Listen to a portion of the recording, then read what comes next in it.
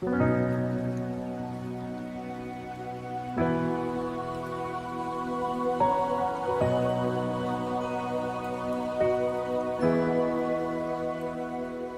နေရာကပုံပြင်သက်သက်မဟုတ်ဘူး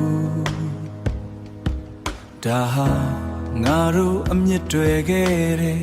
ဒီရှိမှုအိုင်ဒတီပါဖုံမုံတွေကြားမှာဖုံမုံတွေကြားမှာပျောက်ကွယ်လူနီးပါဖြစ်နေတဲ့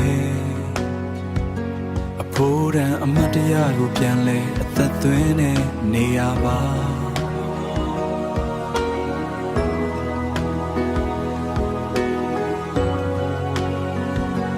ဒီမှာ